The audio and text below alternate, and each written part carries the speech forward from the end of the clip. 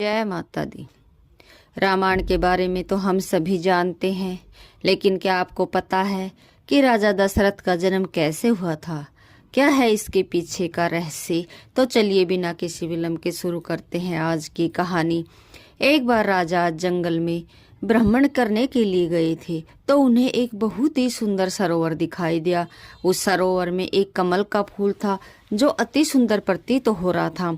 उस कमल को प्राप्त करने के लिए राजा आज सरोवर में चले गए, किंतु यह क्या, राजा आज जितना भी उस कमल के पास जाते वह कमल उनसे उतना ही दूर हो जाता और राजा आज उस कमल को नहीं पकड़ पाए। अंततः आकाशवाणी हुई कि हे राजन, आप निसंतान हैं, आप इस कमल के योग्य नहीं हैं। इस भविष्यवाणी ने राजा अज के हृदय में एक भयंकर घात किया था।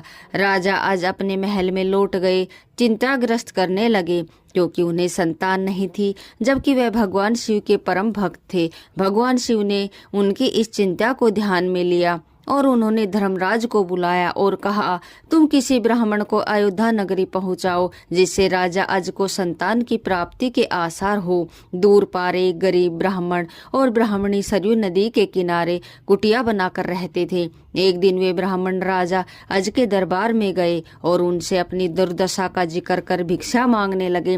राजा अज ने अपने खजाने में से उन्हें सोने की असरफिया देनी चाहिए, लेकिन ब्राह्मण नहीं कहते हुए मना कर दिया कि यह प्रजा का है, आप अपने पास जो है उसे दीजिए। तब राजा अज ने अपने गले का हार उतारा और ब्राह्मण को देने लगे, किंतु ब्राह्मण ने मना कर दिया कि यह भी प्रजा की ही संपत्ति है।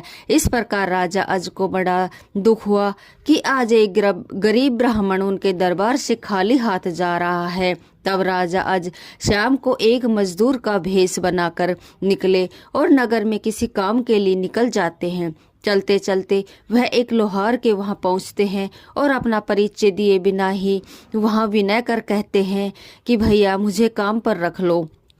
पूरी रात हथौड़े से लोहे का काम करते हैं, जिसके बदले में उन्हें सुबह का 1 टका मिलता है। राजा 1 टका लेकर ब्राह्मण के घर पहुंचते हैं, लेकिन वह ब्राह्मण नहीं था। उन्होंने वह 1 टका ब्राह्मण की पत्नी को दे दिया और कहा कि इसे ब्राह्मण को दे देना।